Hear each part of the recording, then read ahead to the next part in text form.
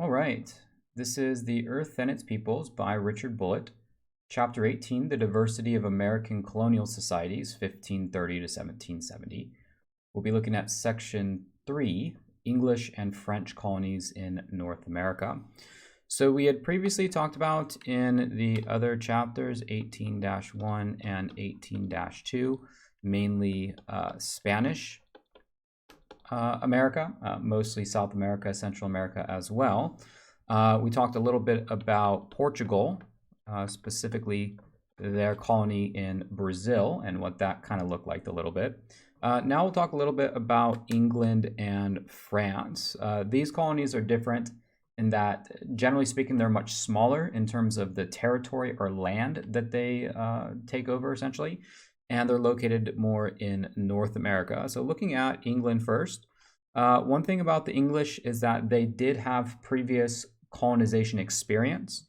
The English colonized Ireland prior to their arrival in the New World. So we might say England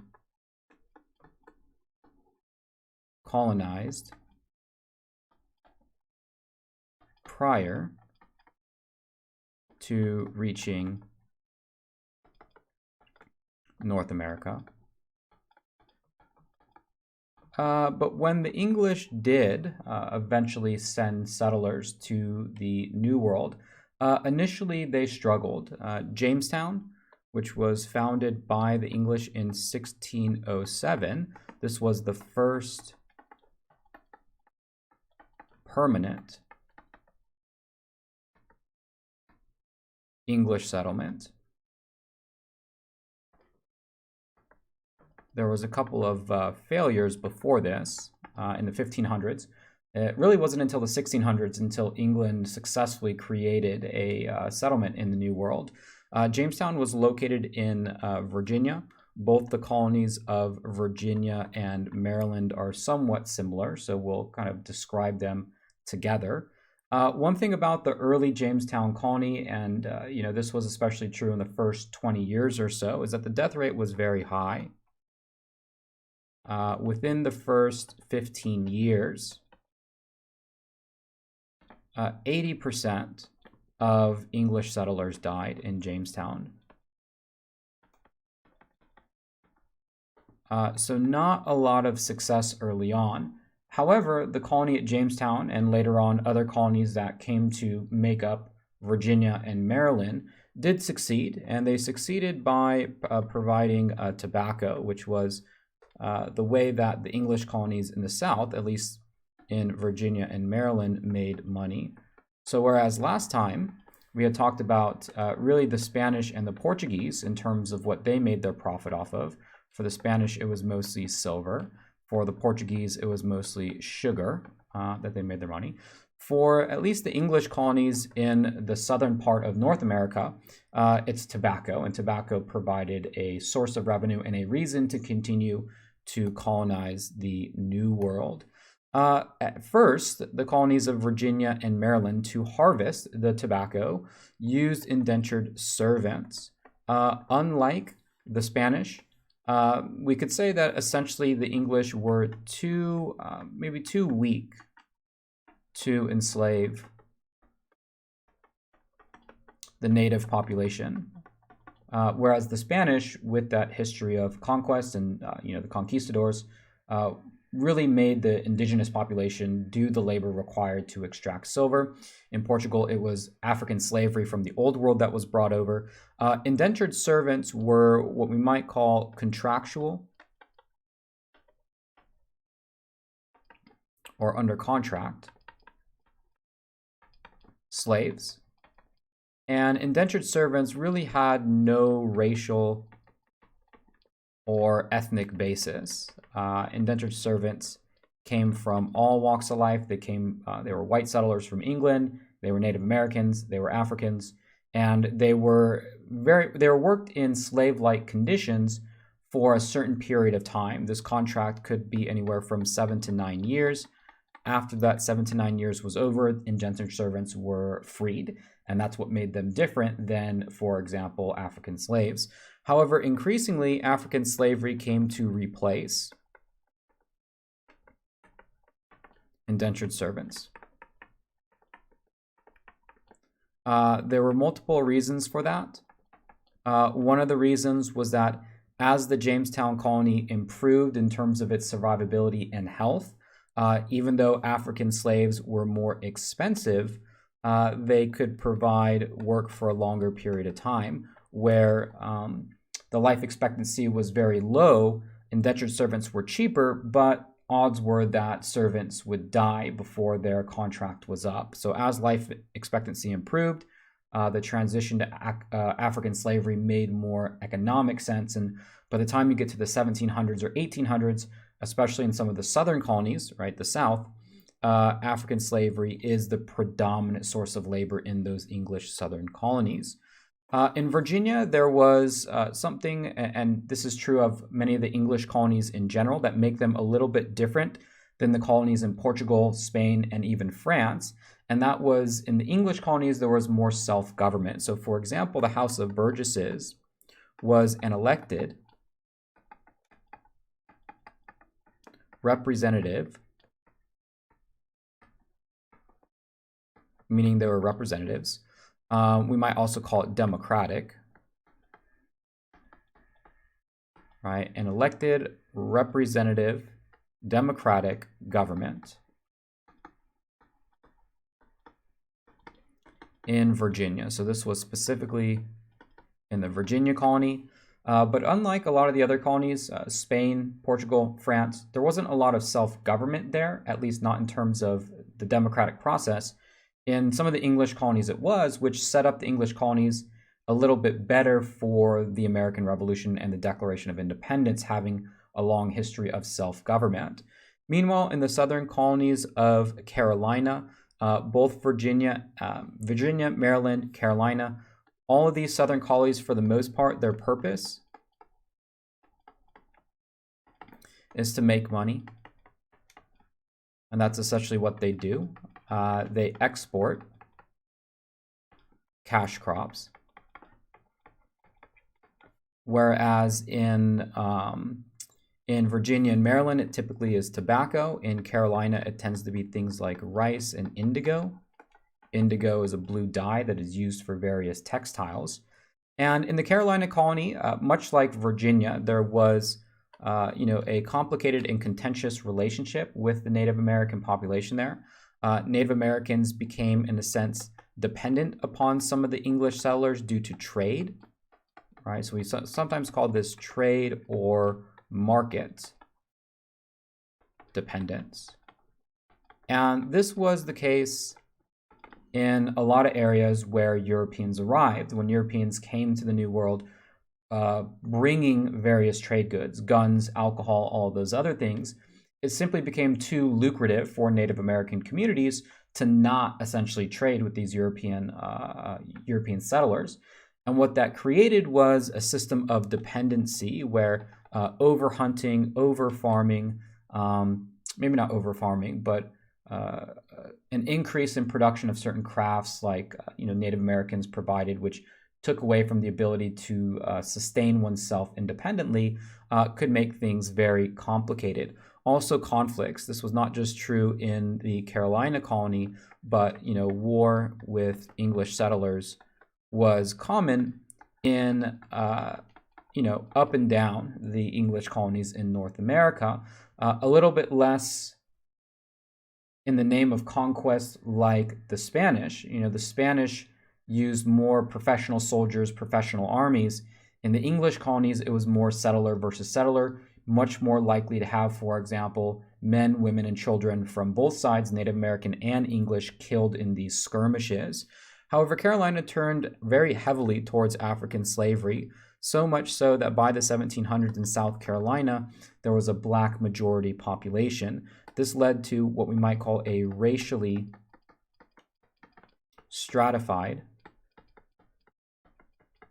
society, where the law codes, the culture, the legal system, the economic system essentially was created to keep white citizens on top and black citizens who were in most cases enslaved on the bottom. And this was very true for the Carolina colony.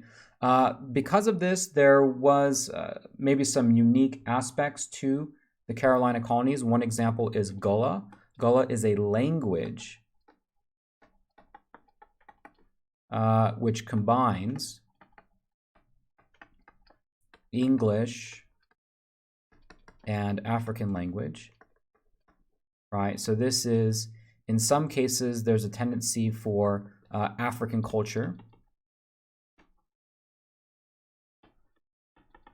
to survive and adapt, even though there were slaves used in the Virginia colony. There weren't as many as there were in the Carolina colony. And because of the heavy dependence on slavery, rebellions were frequent or could be frequent. Stono Rebellion, I believe 1739. This was an African slave rebellion, the deadliest in the English colonies prior to the American Revolution. So the southern colonies are, again, kind of based on this purpose here, at least for England, to make money and export cash crops, primarily relying upon African slavery to do so. The New England colonies are a lot different. For New England, this is more about religion. Some of the religious groups that settle the North American colonies or the New England colonies include the Pilgrims. The Pilgrims want to break away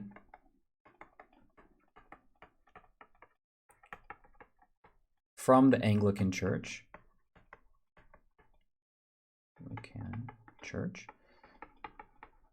Still believing that it was too Catholic, the Pilgrims created the Plymouth colony, so this is the Pilgrim colony. The much more important group of people to settle New England, though, were the Puritans. And the Puritans, as opposed to wanting to break away from the Anglican Church, they want to purify the Anglican Church.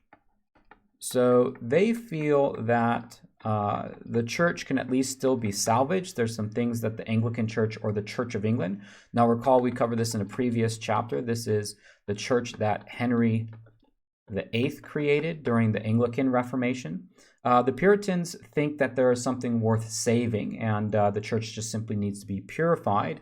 The colony that the Puritans established is the Massachusetts Bay Colony, so we'll call this the Puritan colony. And unlike the colonies in the South, right, the demographics of the New England colonies are slightly different. For example, there are more families, right?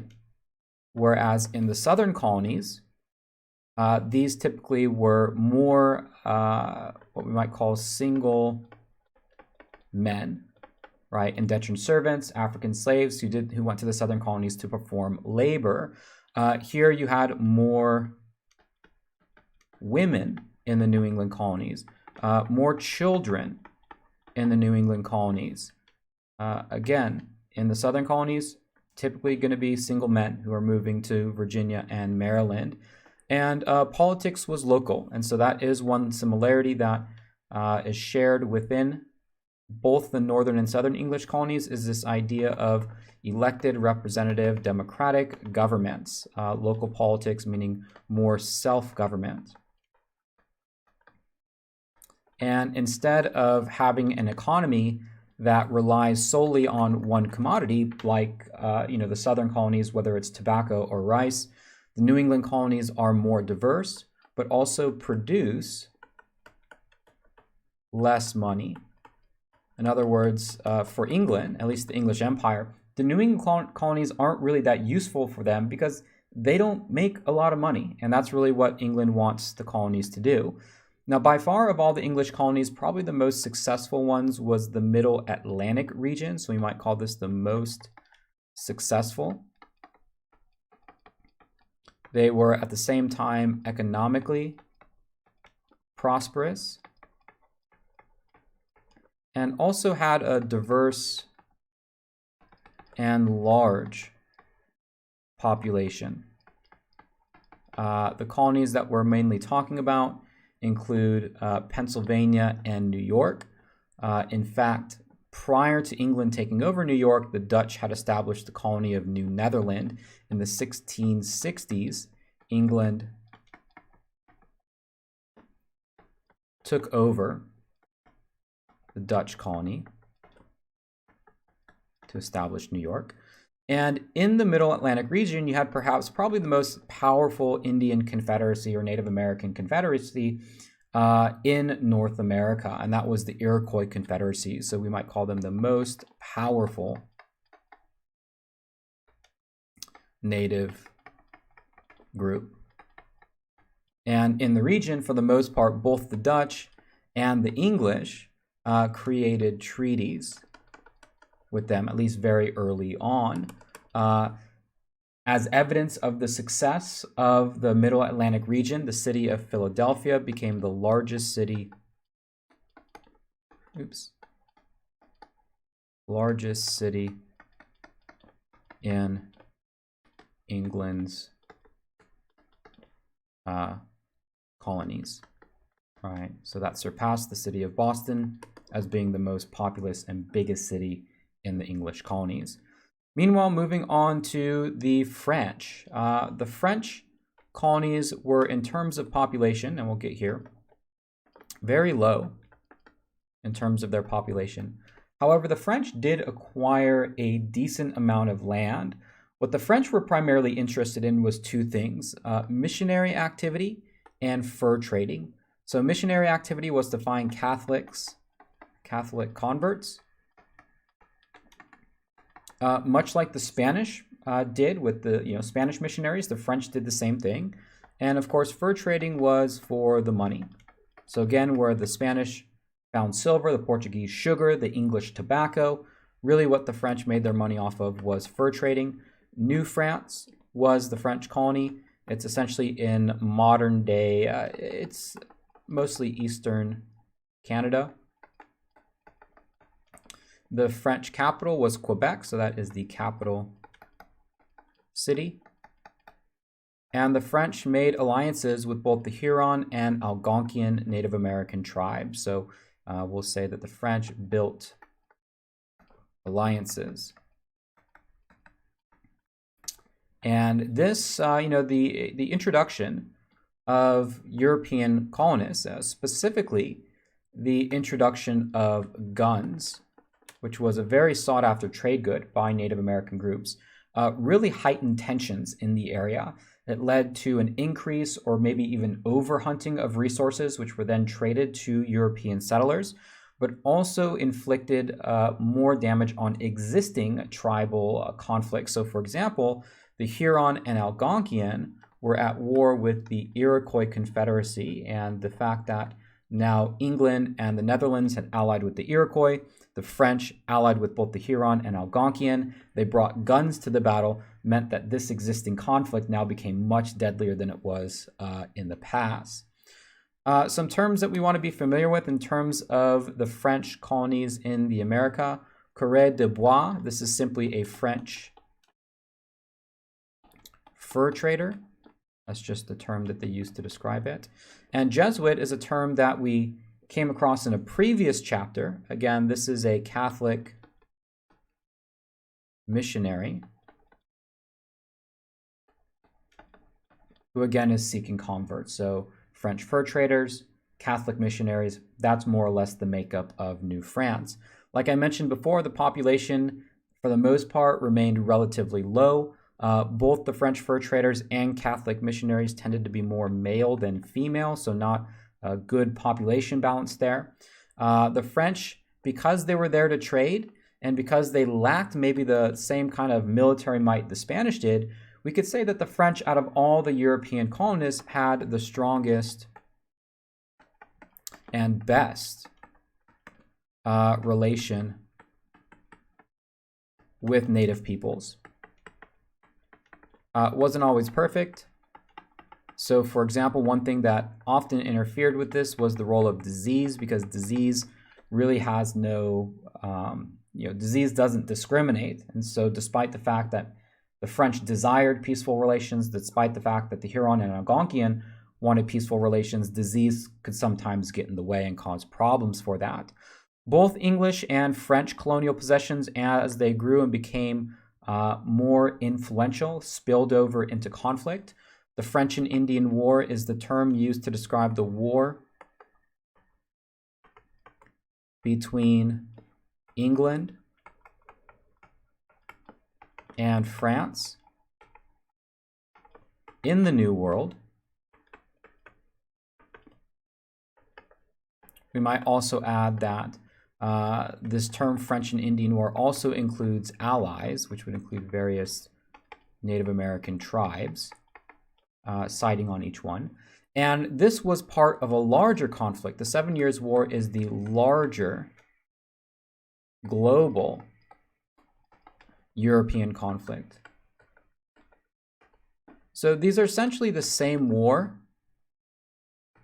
The French and Indian War and the 7 Years' War, essentially the same war, except the French and Indian War only refers to the war in North America.